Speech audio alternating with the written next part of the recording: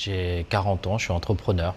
Entrepreneur atypique, j'aime bien dire ça parce qu'on a aussi une part sociale chez nous où on fait beaucoup de choses pour aider les gens. Toutes les activités que j'ai mises en place ont toujours un lien pour soutenir des personnes. Ça fait plus d'1 an qu'avec Dara, on voyage au Cambodge, on fait plusieurs allers-retours pour faire du contenu, pour promouvoir le pays du coup. J'ai pris la décision d'aller voir les camps où il y a des réfugiés, des frontières. Du côté de Cleverhill, où il y a des familles entières qui sont, entre guillemets, qui sont tout simplement réfugiés dans un camp. Et nous, on va aller faire des dons de denrées alimentaires que je vais acheter tout de suite. En fait, on est venu avec mon équipe, donc Sarah, Rémi et Jimmy, pour réaliser du contenu vidéo dans le cadre de la promotion du pays et de l'agence de voyage.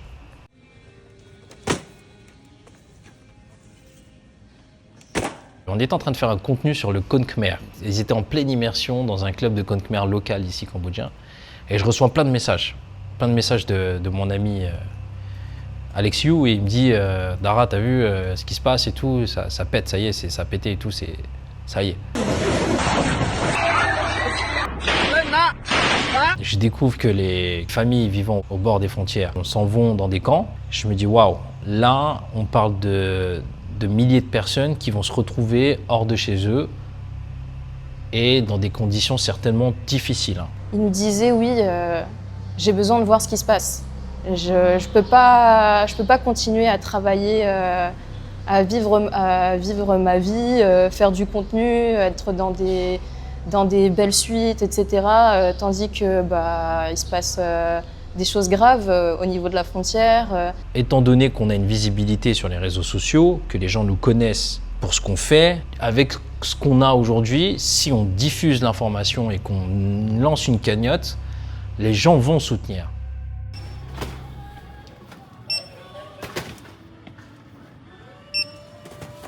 Mais je savais que réaliser des opérations humanitaires, c'est à la fois de l'administratif, de la logistique, de l'organisation, de l'achat de marchandises, du stockage.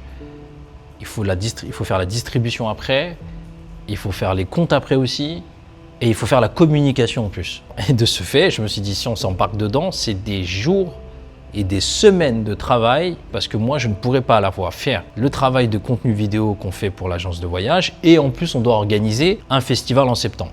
Mon équipe, de manière très rationnelle, me dit, Dara, on peut pas.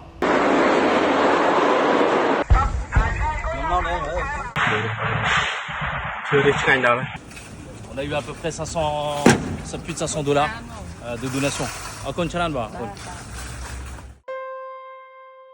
Le lendemain matin, on devait aller à Battambang. On met un peu plus de temps que prévu, on devait partir très très tôt. Mais je voyais Dara et Rémi, ils étaient très préoccupés. On s'arrête à la station de service, à la station d'essence. Je devais faire la vidange de la voiture. Donc je fais la vidange, et pendant qu'on fait la vidange, je cherche encore des infos et je parle encore avec l'équipe. Et je suis trop préoccupé, j'arrive pas à m'en sortir j'arrive pas à sortir tout ça de ma tête. En fait, moi aussi, je voulais y aller. Je voulais aller voir ces camps parce que je savais qu'avec mes compétences de vidéaste et monteur et la visibilité de Dara, on pouvait faire quelque chose. Et Dara continue à nous montrer et à nous parler des vidéos qu'il voit sur Facebook et TikTok. Et en fait, c'est en voyant ces vidéos que je pense à mes parents, qui eux aussi ont vécu les anciens camps de réfugiés. Et c'est là que j'ai pris ma décision. J'ai dit à Dara, si tu veux vraiment y aller, on prend le risque et on y va à deux. Et là, je réfléchis, je consulte à nouveau l'équipe. Et là, je leur dis, est-ce que Jimmy, Sarah, vous êtes prêts à nous attendre ici le temps qu'on y aille? Et vous vous occupez d'organiser l'événement. Voilà, je devais rester avec Jimmy parce que lui, il voulait pas y aller. Ses parents ne voulaient pas qu'il aille voir les camps, aller à Préville. Ils avaient peur. Et lui aussi, il avait peur. Ce qui a bien joué pour la recherche aussi. Ouais. On dépose Sarah et Jimmy à l'hôtel. Avec Dara, on prend la route et on commence à être tendu parce que on a quand même conscience des risques. Qu'on peut se retrouver face à une situation très compliquée où il peut y avoir peut-être une attaque, un risque En tout cas, parce qu'on parle de conflit armé, on parle d'une guerre, on parle de soldats qui se tirent dessus, on parle de bombardements, on parle d'attaques chimiques aussi. Donc on ne sait pas ce qui nous réserve sur ces camps en fait. Ensuite, je reçois un message de Dara qui dit « Ça y est, on est arrivé. On est arrivé dans les camps. » Je suis choquée. Ouais. Frère, c'est un vrai camp, je suis choqué.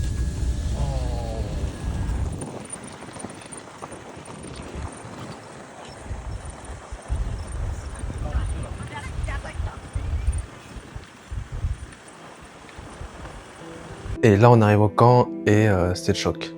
C'est le choc parce qu'en fait, on s'attendait à rien. On s'attendait à rien parce que déjà, on n'était même pas sûr de la bonne localisation. Ça se trouve, c'était pas le bon endroit. Ça se trouve, les déplacés avaient changé de camp. Et surtout, on ne savait pas trop à quoi s'attendre.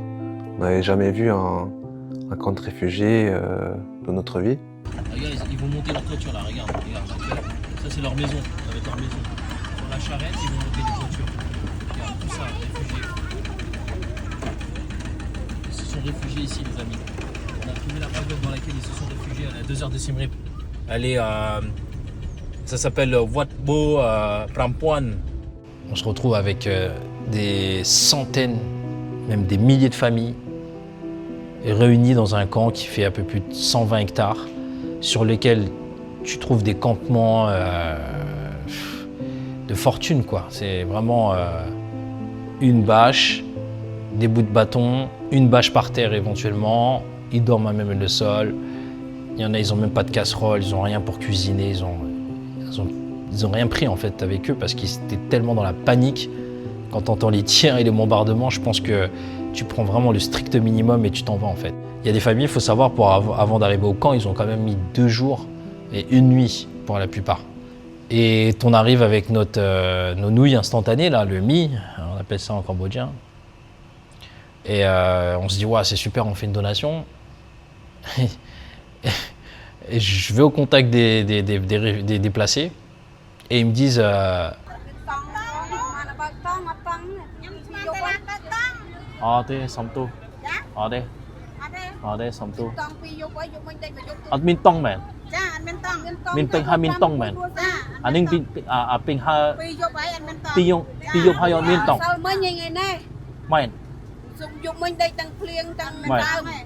Okay. En fait, ils sont en train de me dire que là, depuis tout à l'heure, ça fait 2 nuits qu'ils n'ont pas dormi sans tente. En fait, il y en a plein, ils sont en galère, ils n'ont pas de tente. Tu vois les bâches là, c'est ce qui est. Regarde, ils demandent tous des tentes. Ok. Là, je me suis retrouvé vraiment stupide à ce moment-là, mais vraiment. Hein. Je me dis, ok, je viens de dépenser dans des nuits instantanées, alors que tout le monde a besoin juste d'un abri pour s'abriter de la pluie et du soleil, de la chaleur, et dormir en fait, se reposer tout simplement.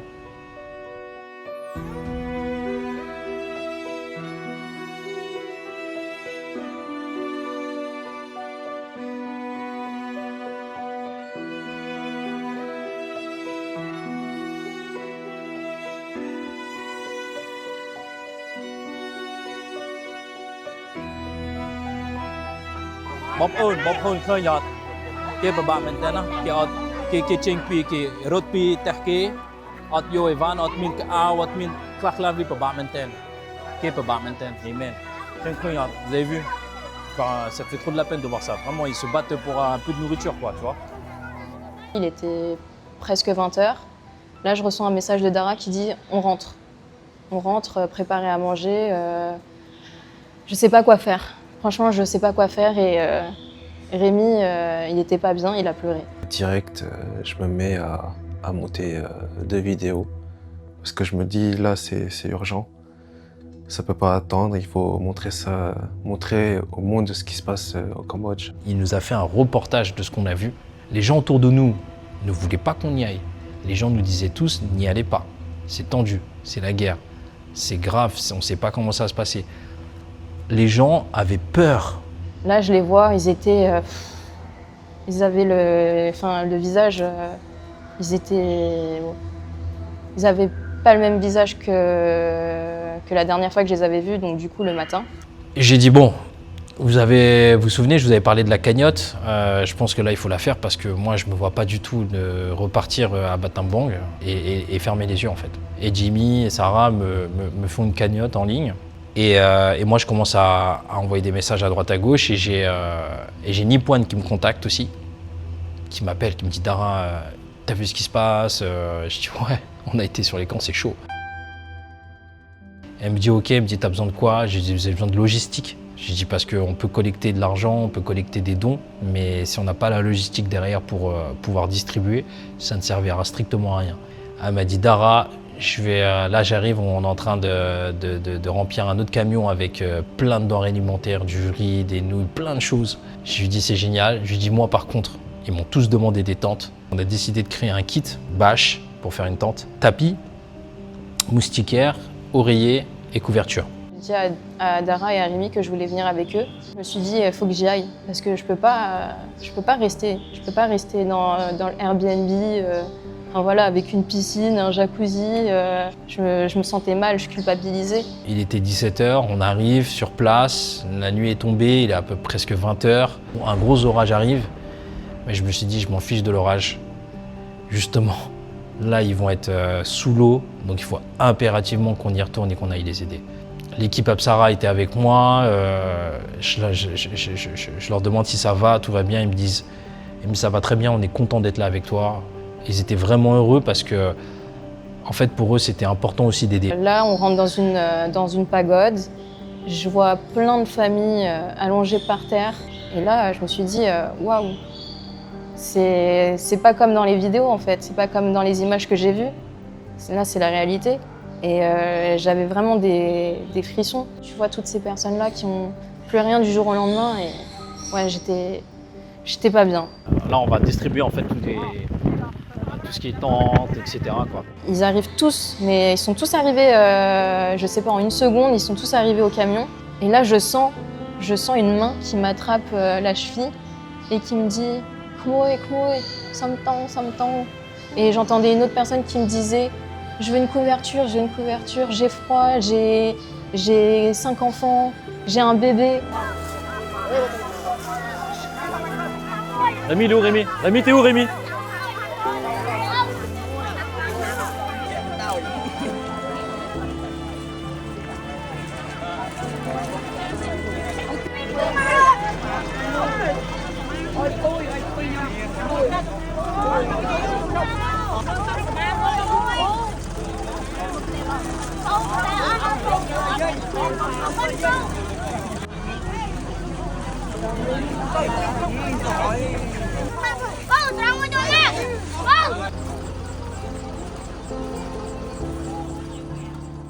Il manquait beaucoup pour les gens en fait. Et ça, c'était dur aussi de voir ça. Ça crée une frustration, une colère aussi et de la tristesse. Et là, vous pouvez voir, en fait, ils sont complètement dans l'eau. Regardez comment c'est trempé. Donc, ils sont même pas au sec. Et le pire dans tout ça, c'est que ils ont même pas d'électricité. Regarde, ils ont même pas d'électricité là, la plupart. Donc c'est, franchement, c'est regardez dans quoi on marche. Donc vous voyez, ils vivent dans ça. Regardez, ils ont dû creuser des tranchées là. Regarde, tu vois. Ils ont creusé des tranchées pour permettre d'éviter que l'eau rentre directement sous leur abri. Admin pleu na. Admin pleu.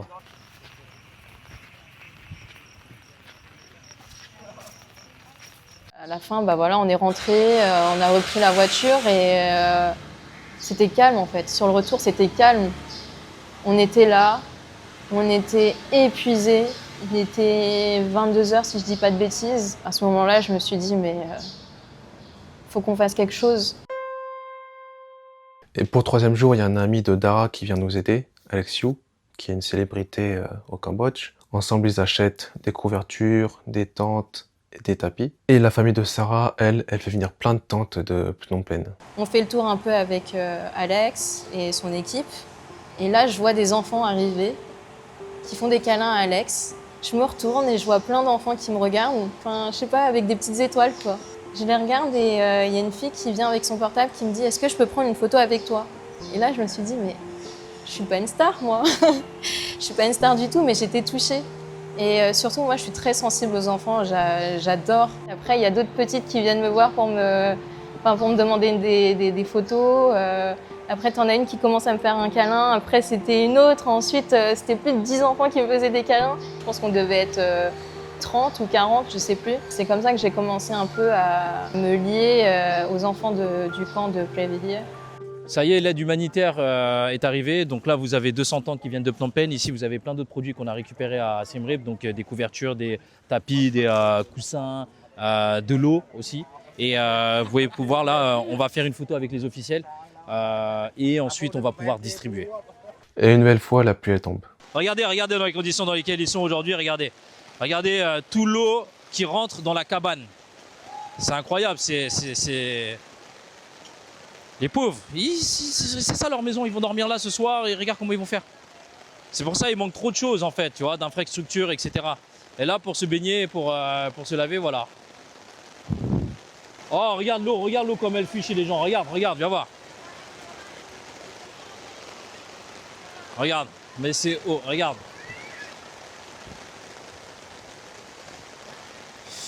Voilà leurs conditions aujourd'hui.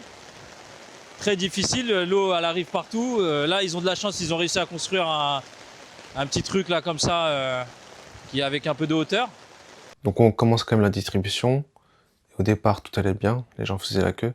Je suis descendue du camion, les enfants sont venus me voir parce qu'ils ne voulaient pas que je sois toute seule. Je suis restée avec 2 personnes, 2 petites.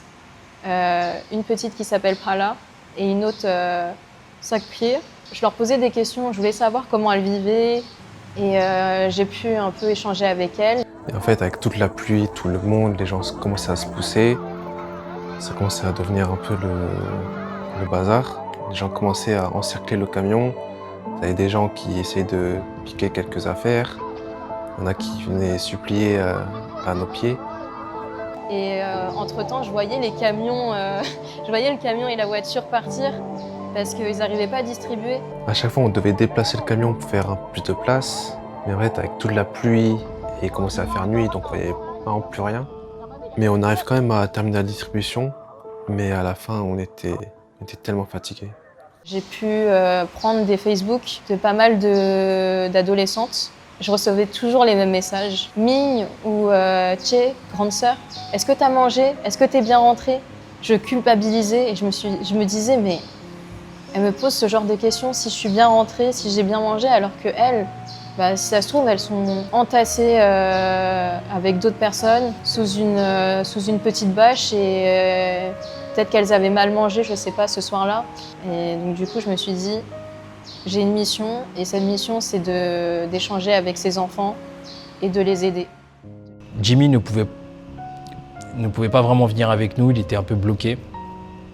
Et je le rassurais toujours, je lui disais ouais, t'inquiète pas, on va reprendre l'activité comme prévu dans quelques jours. Si vraiment on peut pas rentrer ou je reste bloqué ici parce que j'aide les gens encore, je te rapatrie à Phnom Penh. C'est qu'au final, il s'est passé qu'on l'a rapatrié à Phnom Penh et nous on est restés ici. On a vraiment eu beaucoup de chance puisque en fait Mads, ils nous ont dit on peut vous soutenir, comment on peut vous aider aussi. Et je leur ai dit il me faut un bureau, il me faut un hébergement et il me faut un espace de stockage. Je reçois un message même pas quelques heures après. On vous met à Templation Residence, vous avez un appartement qui sera office aussi de bureau et un espace de stockage. Et je suis très reconnaissant envers ces personnes aujourd'hui parce que sans eux, j'aurais pas pu faire tout ce qu'on a fait. On n'aurait pas pu apporter toute cette aide, tout cet amour aux gens qu'on a rencontrés dans les camps. Il faut savoir qu'à la base, c'était pas prévu tout ça. Ça a été vraiment la journée la plus dure mentalement. Cette fois, on avait été aidé par Annie Poine, qui elle faisait la distribution de vêtements pour enfants. Et moi, Dara et l'équipe Apsara, nous on s'occupait de distribuer les kits. Et pour éviter les mêmes cas qu'avant, on avait été aidé par un chef de village qui organisait la distribution. Mais même avec cette aide, ça reste tellement dur physiquement et mentalement. En fait, moi, ça m'a pris toute mon énergie parce que c'est pas, tu vois, c'est l'émotion, c'est en même temps la chaleur, c'est voir tous ces gens vraiment avec dans le besoin, c'est pas facile. Et là, j'ai plus de force, ça y est.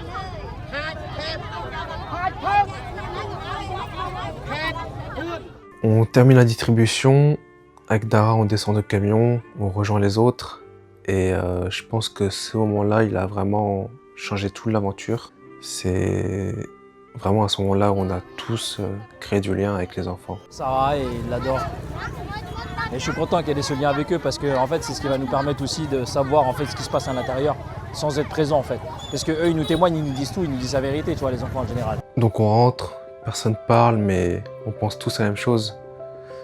On pense à ce qu'on vient de voir, ce qu'on est en train de vivre, aux enfants du camp. Aussi ce jour-là, on a la cagnotte qui avait dépassé les 50 000 €.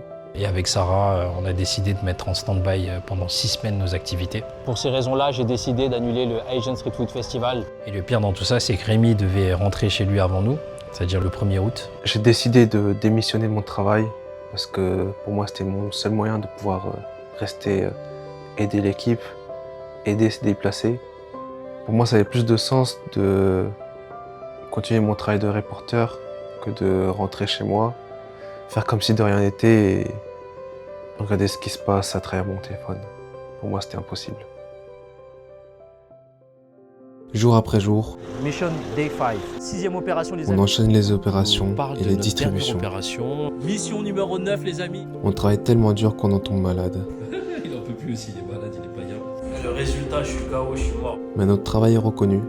Saba est dans la team. Donc, bien évidemment, c'est pas que moi, c'est toute la team bien sûr. Puis on est invité à accompagner toute une délégation dans les camps. En même temps, le ministère de la Culture avec la ministre de la Culture même. On a même eu les autorités Apsara. La cagnotte, elle atteint les 65 000 €. Donc on fait des événements pour les enfants. Les amis, j'ai annulé un festival, mais j'ai encore mieux. Regardez ce mini festival qu'on est en train de faire pour les enfants. C'est encore mieux, je suis trop content. On va construit un activer. puits. Et regardez, Et tout ça, c'est grâce à la solidarité des donateurs et des personnes formidables qu'on a pu rencontrer. ça crée quelque chose de spécial, cette synergie. Tu vois, tu as des Français vivant ici au Cambodge, tu as des Cambodgiens de l'étranger comme nous, franco-khmer, puis tu as aussi des locaux qui sont là et tout ça, ça crée une belle synergie, je trouve, c'est beau.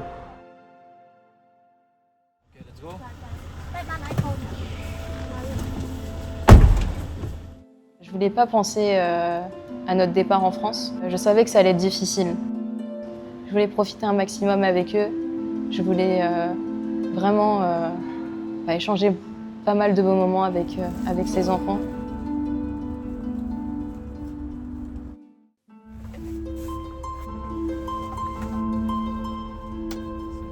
Moi, je les remercie pour ce qu'ils m'ont fait vivre. À travers l'échange qu'on a eu avec ces enfants, à travers le contact, à travers les voir quotidiennement, les voir évoluer, voir leurs besoins, mais surtout leur personnalité, ça m'a bouleversé en fait. Parce qu'ils n'avaient rien, ils étaient quand même heureux. Parce que quand ils pleurent 1 minute, et juste après ils vont rire, ils vont sourire, faire comme si de rien n'était. Ils vont avoir le courage en fait de se relever. Malgré qu'ils n'ont qu'une envie, c'est rentrer chez eux, se dire que le pays est en paix. On commence à connaître les gens du camp, les enfants, et je ne vous cache pas que là on se dit au revoir aussi en même temps, on se prépare et on les prépare aussi au fait qu'on s'en aille prochainement, que nous espérons que la situation aille mieux pour eux, qu'ils puissent rentrer. En tout cas, si la situation n'a pas changé, on reviendra les voir. Le moment qui m'a plus marqué et choqué dans tout ce que j'ai vécu là, le 25 juillet, je rentre des camps, je ne sais pas quoi faire. Parce que je dois choisir entre mon activité, mon travail, mon business, ou aller aider des gens. J'étais perdu, je ne savais pas quoi faire. Là, ça n'a pas été facile parce que,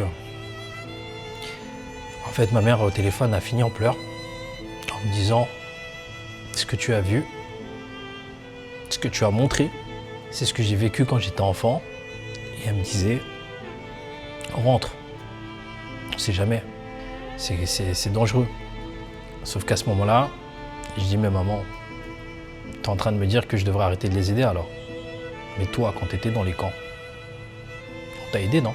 Et elle m'a raconté effectivement qu'un monsieur de l'ONU à l'époque, elle avait trop faim. Elle poursuivait ces gens-là pour essayer d'avoir à manger en fait. Et que quand elle avait eu de l'aide de ce monsieur de l'ONU, ça lui avait fait énormément de bien. Et je lui ai dit, tu sais maman, ce que tu viens de me raconter, je viens de le vivre. J'étais dans les camps, les enfants couraient. Et j'étais cette personne-là qui t'a tendu la main. Elle m'a dit oui, il faut les aider. Bien sûr qu'il faut les aider. Elle me dit je suis fier de toi et je suis content que tu les aides. Mais j'ai peur. Parce que j'ai peur qu'il t'arrive quelque chose. Aujourd'hui, moi, je peux aider les gens. Donc je peux pas m'arrêter. Elle m'a dit au revoir comme si c'était peut-être que j'allais pas la revoir en fait. Tout en pleurant. Ça, c'est ce qu'on a vécu, nous. Moi, c'est ce que j'ai vécu, moi.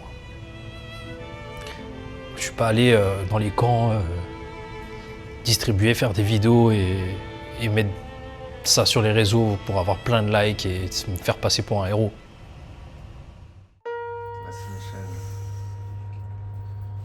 How you feel? I have my glasses just for hide my tears.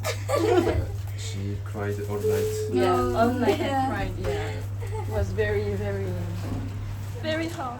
C'était dur parce que on était habitués à les voir tous les 2 jours. On s'était attaché à eux et eux aussi. Et moi, même si on parlait pas la même langue, on arrivait à rigoler ensemble, on jouait ensemble. Et voilà, se dire qu'on part et qu'on puisse pas savoir qu'est-ce qui peut leur arriver. On ne sait pas s'ils vont encore rester dans les camps, s'ils vont rentrer chez eux. Je pense fortement que grâce à nos vidéos, beaucoup de gens après sont venus. Et je suis content. C'était l'objectif aussi. Que les gens se réveillent et que les gens apportent aussi leur aide. Donc après, il y a eu un effet boule de neige et énormément de gens. Le travail de Rémi a été très pertinent à ce moment-là. Donc merci à lui en tout cas d'avoir eu l'audace et le courage de m'accompagner dans les camps.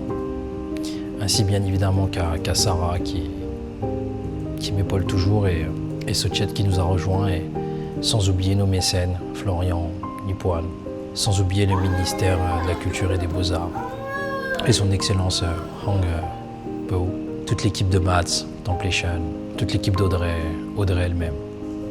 Voilà, toutes ces personnes qui nous ont accompagnés, aidés, soutenus, apporté aussi des choses avec nous.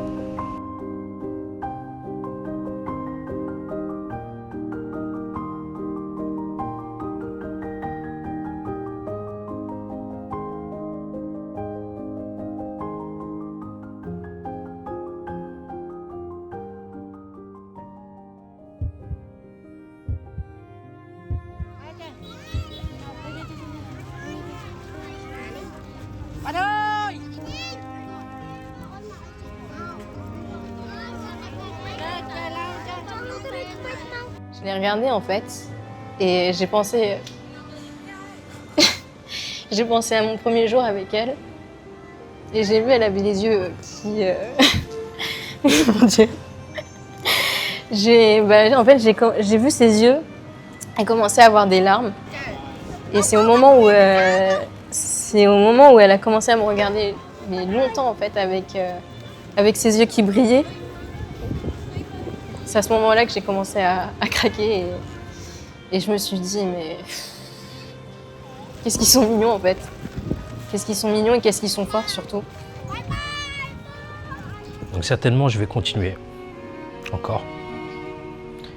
Et puis tout ce qui est business, tout ça, on verra. C'est pas grave. L'argent, on sait le faire, c'est pas grave. Je le trouverai. Maintenant, il va falloir convaincre les gens de donner et de partager surtout. C'est important. De ne pas être égoïste et de penser aussi aux autres qui ont besoin parce que le pays a besoin de se développer aujourd'hui, c'est très important. Et il a besoin aussi qu'on accompagne certains sur ce chemin. Parce qu'il ne faut pas oublier que ces personnes-là, ce seront l'avenir du Cambodge et c'est eux qui vont protéger le pays. C'est eux qui seront là pour tenir le pays. N'oublions jamais ça. Donc apportons-leur ce qu'on peut apporter maintenant.